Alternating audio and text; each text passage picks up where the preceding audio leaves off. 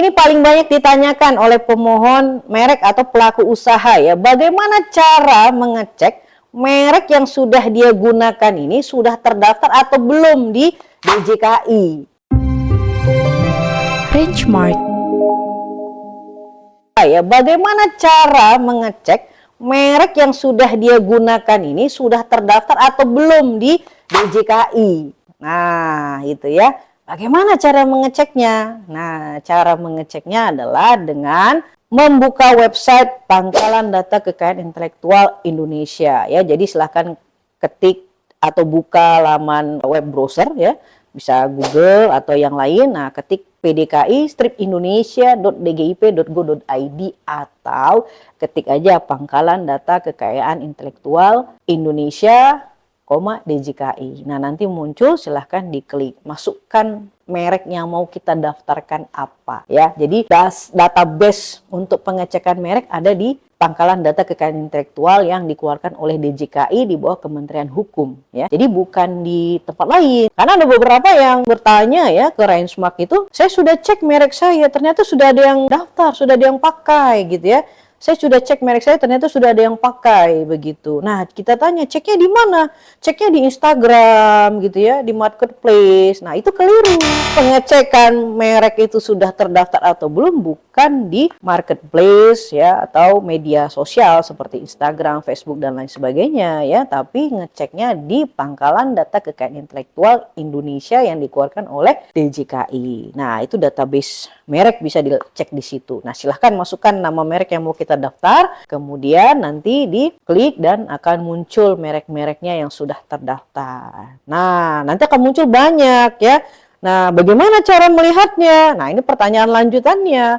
Cara melihatnya tentu harus kita analisa ya. Merek-merek yang muncul itu mana yang memiliki persamaan pada pokoknya atau keseluruhannya dengan merek yang ingin kita daftarkan untuk barang dan atau jasa sejenis ya. Nah, tentu untuk mengetahui itu kita harus tahu dulu merek kita ini mau dilindungi di jenis barang atau jasa apa. Contoh misalnya merek Rangemart itu didaftarkan untuk melindungi jenis jasa konsultan HKI ya atau konsultan hukum, itu berada di kelas 45 ya, 45. Nah, apalagi itu kelas gitu ya.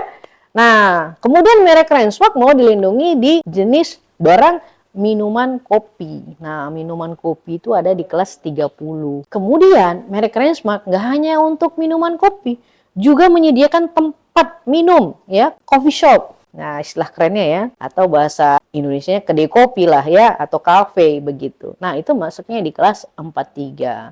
Nah, apa ini kelas-kelas nih gitu? Tadi katanya harus sebutkan barang atau jasa saja. Kok sekarang muncul kelas? Nah, jadi dalam pendaftaran merek, kita harus menyebutkan selain nama mereknya, kita harus menyebutkan jenis barang dan atau jasa dan kelas barang dan atau jasa yang kita mohonkan. Untuk mengetahui kelas barang atau jasa, kita harus tahu dulu jenis barang dan atau jasanya apa saja, baru kita bisa mengetahui kelasnya. Di mana kita bisa tahu kelasnya? Kelasnya kita bisa lakukan pengecekan di sistem klasifikasi merek ya di skm.dgip.go.id. Nah, itu ada 45 kelas. Kelas 1 sampai 34 itu adalah kelas barang, kelas 35 sampai 45 itu adalah kelas jasa. Nah, ini berlaku internasional ya, baik kita mau daftar ke luar negeri maupun orang luar negeri mau daftar ke Indonesia ya. Jadi pendaftaran merek harus menyebutkan jenis barang atau jasa disesuaikan dengan kelas barang atau jasa. Nah, sistem klasifikasi merek ini adalah standarnya ya, standar internasional yang sudah diakui ketika kita ingin mendaftarkan merek. Kaitannya dengan apa? Kaitannya dengan biaya PNBP ya, penerimaan negara bukan pajak. Jadi ketika kita mendaftarkan merek ada biaya PNBP yang harus kita setor ke negara pada saat kita mengajukan permohonan merek. Gitu ya. Nah, jadi banyak yang bilang, "Oh, gampang daftar merek ya, tinggal masukkan, upload selesai." Betul, gampang. Namun, apakah mereknya dikabulkan dan terbit sertifikat atau tidak? Belum tentu ya, karena ada pemeriksaan administratif dan pemeriksaan substantif. Pemeriksaan substantif ini adalah pemeriksaan inti, apakah merek yang kita mohonkan tadi dikabulkan atau ditolak. Nah, ini dia yang harus diketahui. Oleh karenanya, jika ingin mendaftarkan merek ya, sebaiknya unjuk kuasanya yaitu konsultan haki yang terdaftar resmi di DJKI ya, sehingga bisa dimonitor dan dibantu diupdate statusnya. Nah, silahkan kontak Rensmart.